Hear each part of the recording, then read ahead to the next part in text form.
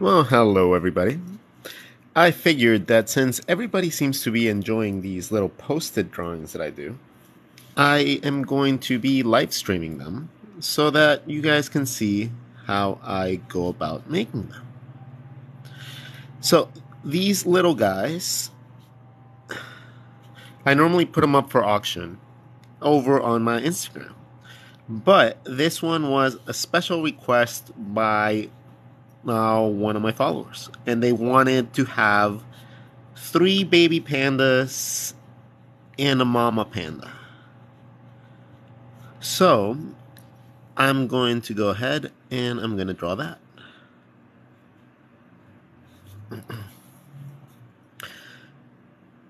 I love doing these little quick doodles. I found some really awesome little frames that make them look like floating pieces of art, and I've just been enjoying creating them and using the money from the auction to not only be able to give someone a cool piece of artwork, because I don't normally do pieces of artwork and I don't sell originals. So it gives people a way to do that, and I'm also upgrading a little bit of my equipment. So I don't just fundraising and stuff like that. I want to make sure that somebody gets something really cool. So I sell these. And they look really cool. Alright, so this is gonna be one looking this way. This one might be looking down. And this one will be looking this way. Alright, so that's... And then the mama's just gonna be looking down at all of them. So... have her ears. Then she will probably have her arms wrapping around them in some fashion, because they're babies, right? So that means her shoulders would come right here. Then maybe they're in little blankets, but I don't want just to hide their features in a blanket. So each one of them is going to have one arm doing something. So this one's going to have an arm doing something here into his little blankie. This one might just be leaning over the little blankie arm. There you go. And then this one, let's say we can have his arm over mama's arm. And then the blankie. Alright, so we have the general direction of where we want this to go. Now I have to determine what style I want to create these in, right? So I can go with a really derpy looking one like these, or I can make a really, really cutesy one like you would see on a Hallmark card. But I like drawing my pandas in very specific ways. I like making the marks. I like to make them little hearts.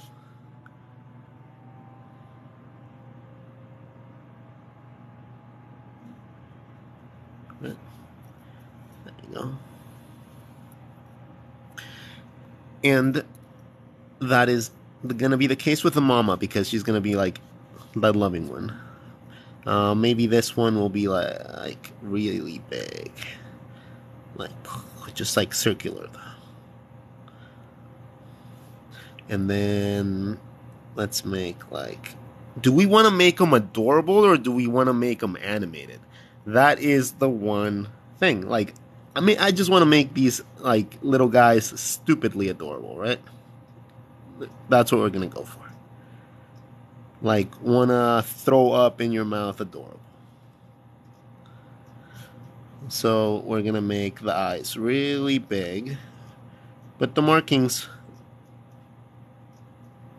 are what I'm filling in right now. Alright. So that's gonna be the markings for their eyes. And then we're gonna make the actual eye very round, and very large inside of that. And then you guys are gonna see, these are gonna look like the most ridiculously cute animals in the world. I'm gonna make this one have like a cheeky smile. So I'm gonna close the eye a little bit from underneath.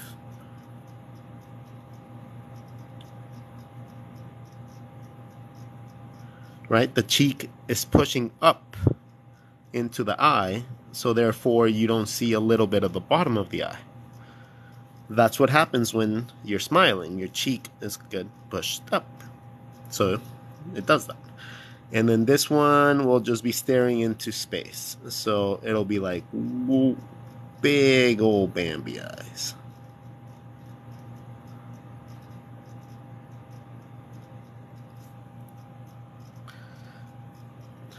The mama, oh, she can not, we can take away. If you have, let's say, if every single thing in this thing has the same eyes, it's going to lose the focus or like the importance of the eyes being like that. So with the mom, I'm going to go with a little bit less detail. I'm just going to go with some simple closed eyes.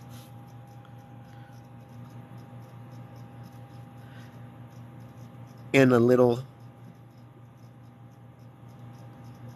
smile. Right? The mama doesn't need all that detail to, portray her emotions. She's already hugging her little cubs, and, that should be normally enough. Which means that I can go in and I can start inking it in with slight feathery lines to make it look fuzzy. Right? They're a little fuzzy animals. So in the parts where I can show a little bit of fuzz, I'm going to do it.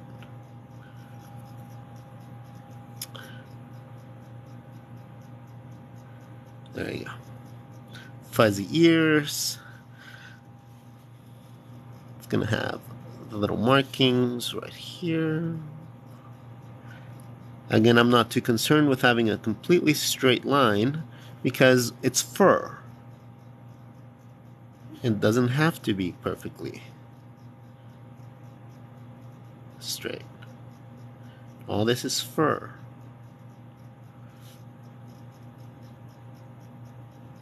Okay, so now we have mama.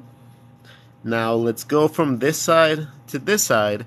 And the reason that I do that is because when you're inking, it normally tends to leave little pools of ink as you go. And if you go from this side to this side, you don't smear it. If you go from this side to this side, you're going to end up smearing into your drawing all the time. Now, if you're left-handed, you would go the other way. You'd go from this side to that side.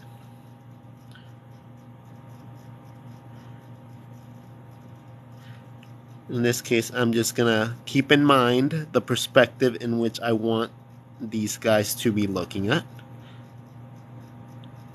All right, this one's going to be looking up. This one's going to be looking forward. And then this one's going to be looking this way. So the noses can indicate roughly where the rest of their mouths are going to go.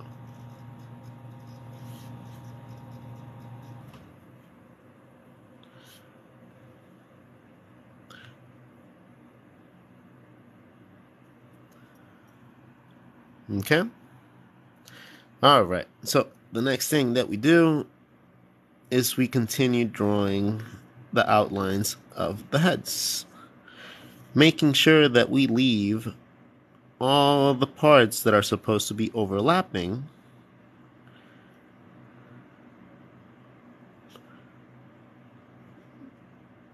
so we got to plan ahead.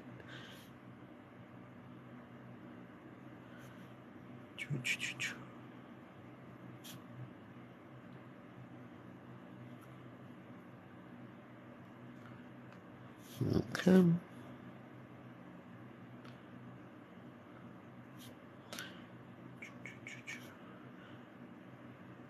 All right.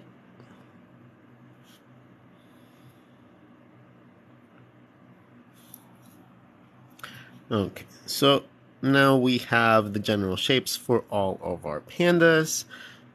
We can finish up Mama Panda in the back by giving her her shoulders. And we add a little tiny bit of a crosshatch so we can differentiate her neck and her body from each other. We can also do that right behind the little cub, just so the little cub pops even more. And I'm not going to make those areas black. I'm going to make these colorful pandas. They're going to be pink and red and purple probably. So I'm not going to add too much black, but I just want to make sure that those shapes contrast right now. I want to make sure that they pop. Before I add any color, I want this to read exactly how I want it.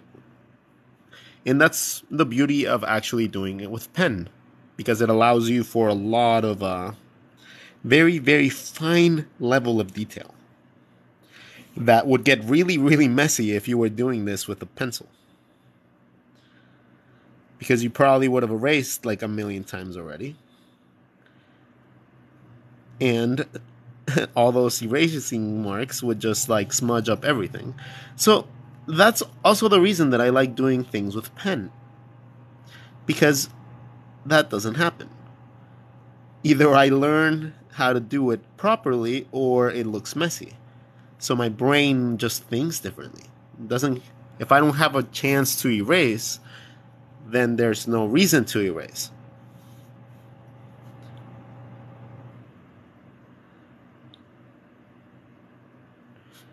I have to be more creative. I have to make sure that I know exactly what I'm doing. Or at the very least, know that I can turn any line into something different. Which activates other fun parts of your brain that you normally don't get to play with whenever you're drawing with pencil, because you know you can erase it.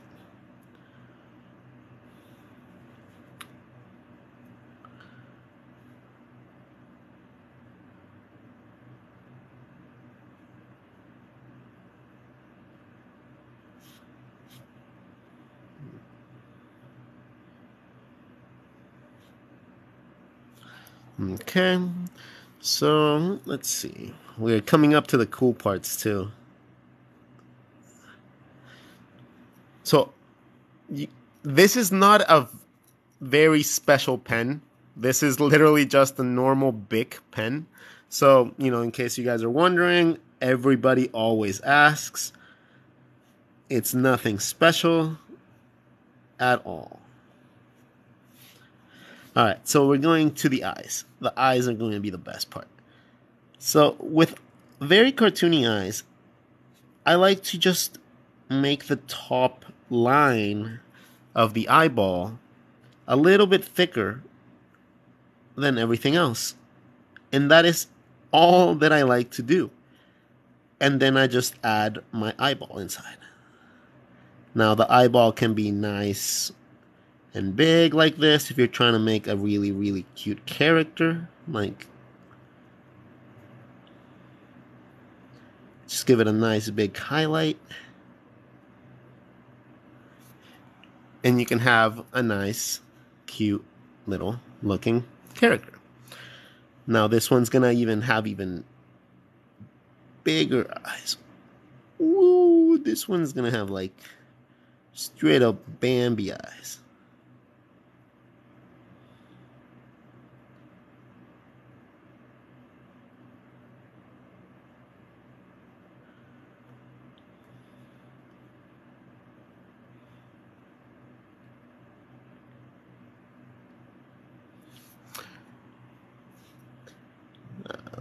Highlights are a little bit off. Oh, there you go. That's much better. And then this one, let's just make this one a little derpy.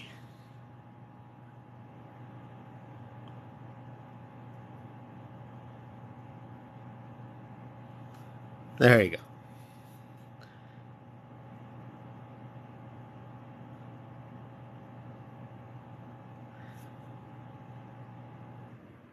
Because, out of three kids, you probably have one that's kind of derpy. And that's me. That was me and my family.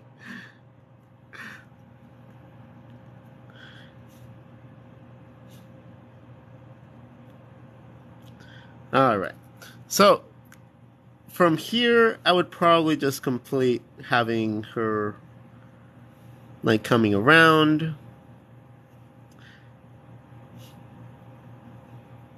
Right? And then just add a little bit of extra cross hatching. And then the last final detail would be maybe adding some like bamboo shoots and stuff like that in the back. We're going to add some watercolor to this. So a lot of this is going to be complemented with the actual. Then we can add a little heart. We can just outline the lines for the marks a little bit more so that when we don't start watercoloring it, we don't lose them.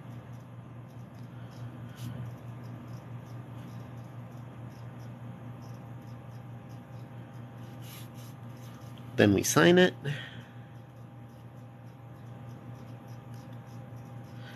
And then we put some watercolor in. I don't use any expensive watercolors. It's literally just a little watercolor palette that I got at the 99-cent store. So don't think that you need to like spend a ridiculous amount of money on things to be able to create fun art. You can do that with inexpensive art materials and be okay. Just learn how to use them. If you can master the use of anything simple, even like a highlighter, you can create a bunch of things incredibly well that most other people will like just be like, oh my god, you did that with a highlighter? Yeah, I did that with a highlighter. Oh my god, you are really an artist. And then whenever you actually get to play with really expensive materials, well, you'll be able to do that even more so.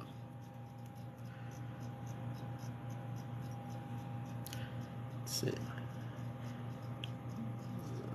All of them are going to start with a base of pink, and then I'm going to gauge how it looks, and then from there I move on to adding different colors.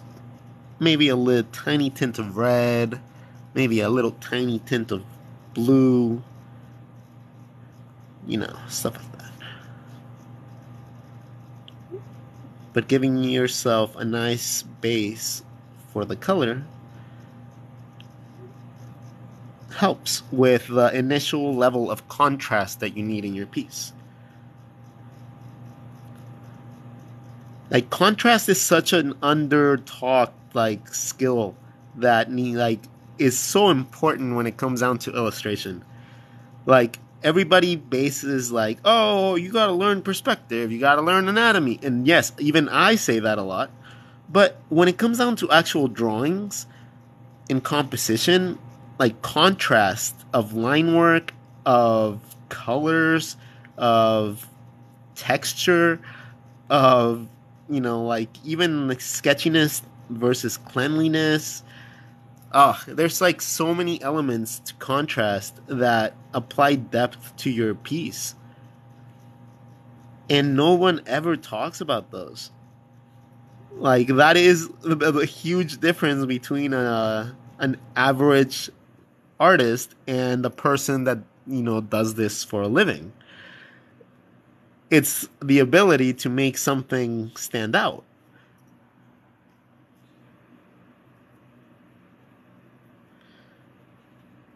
And since most people don't really talk about it, it's really hard to explain to someone what differentiates a person that's been doing this for 20 years as opposed to a person that's been doing it for like 6 months.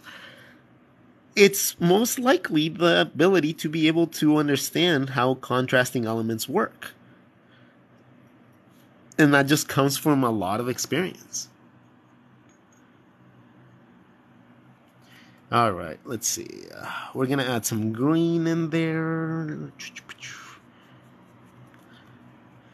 Add a little bit of green to the background because they are in a panda shoot. And ooh, guess what happens when you add that green? Look at how much it makes the pink stand out, right? It's not magic. I planned this from the start. Look at how much better that just looks by having a little tiny bit of contrast. That's why it doesn't matter if the post-it is yellow. It literally doesn't. Like, a lot of people like ask me like, what do you do? Like, oh, if you have to like draw something that's not supposed to be yellow. It doesn't matter. Like, I can make the other colors around it make it seem like visually it's white if I need to. Just by simply adding the right contrast.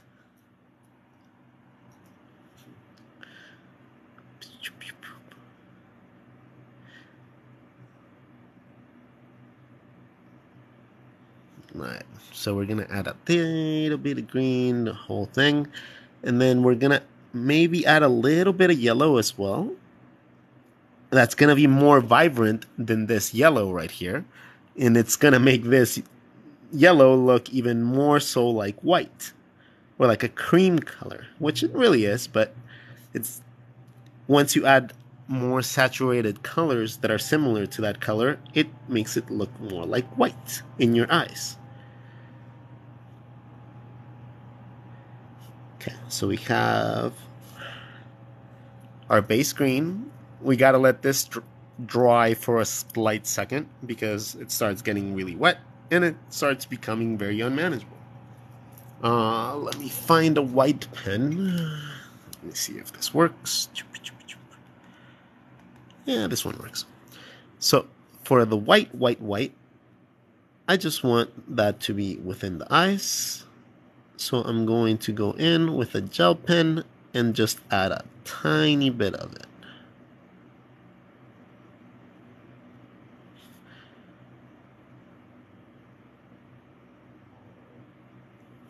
And sometimes these pens are horrible and they don't work. So that's why you gotta have like 20 of them. Come on. One of them will work. There you go.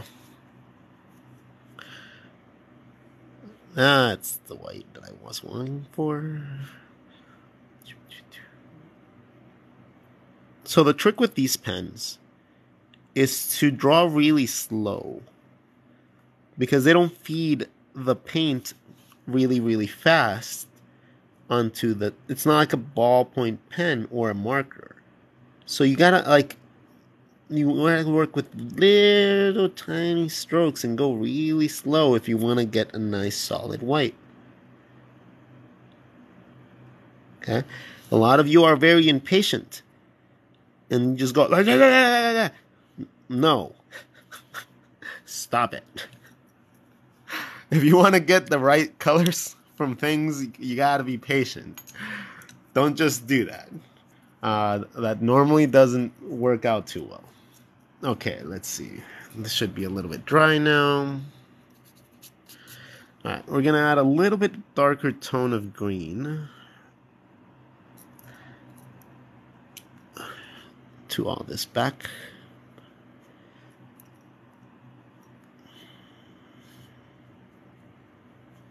And just to add another layer of depth. I don't want to go just over the other green. Actually, this is more like a brown. But yeah, it adds another layer of depth. And it doesn't take away from the actual green composition that we have. The whole point right now is to make sure that that yellow inside of here looks light enough so that it represents a white in your eyeballs. So we just add a little bit of color, a little bit of tone. Okay. Let's add a little bit more here. There you go. All right, we'll let that dry a little bit more. And then we'll add the little final touches with the blankets being different colors. So they did differentiate from 3 different kids. And maybe add a little bit of differentiation to the actual pinks. So let's go with a blue or purple for this one.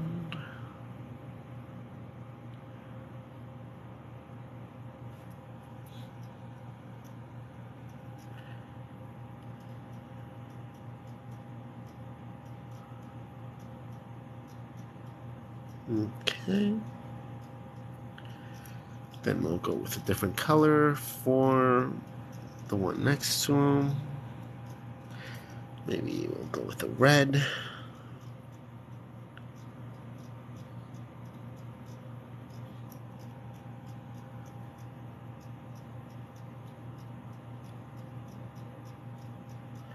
And then we'll do a yellow, or let's do an orange for the middle one.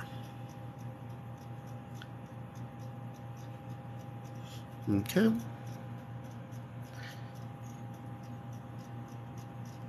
Let's go with a tiny brush of red to just differentiate some of these little elements from each other so that it's not just the same tone through all of them. We'll add a little bit of red here.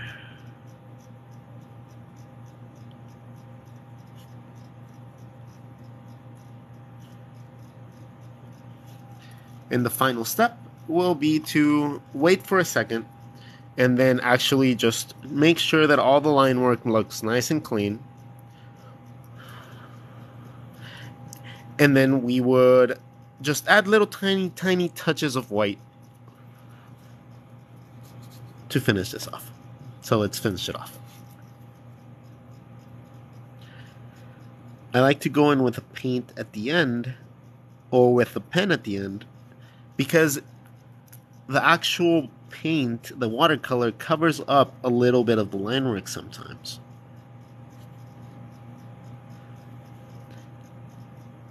And it doesn't make it look nice and sharp. Again, with contrast. So, this is the final little details that I go in and do.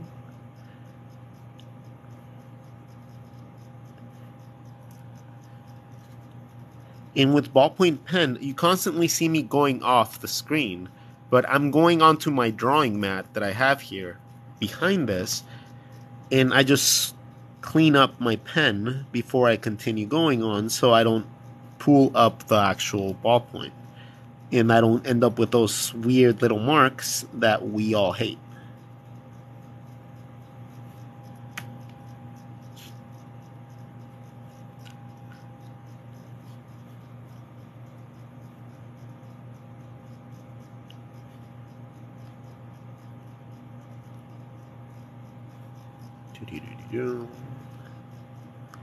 Rod, you sound so tired. That cannot be like, you know what? It's been a long 2 weeks. I was away on vacation, but I'll save those stories for for our like streaming like tonight. I'll probably be streaming a little bit later tonight, so we can like all draw together and we can all like catch up and stuff. Um, Definitely story time is much needed. Like, oh my god, the last 2 weeks have been life changing. Like, and honestly, I think that I might have met like my like soulmate over in Scotland. But let's that's still new. So I don't know what to make of that yet. 100%. But I am very hopeful. And I will again talk about that a little bit later whenever we actually get a chance to stream. Because it deserves its own little story time. All right. And that is going to be it, guys. Here is Mama Panda and her 3 little cubs. Again, thank you all so much. These are normally up for bidding up on Instagram. Not this one. This one's a custom order. But I normally do one a day. And I'm going to start back again tomorrow. So you guys can see original little sketches like these for sale on Instagram as of tomorrow. All right. Take care, everybody. Have a wonderful, wonderful Sunday. And I will talk to you guys later. Bye-bye.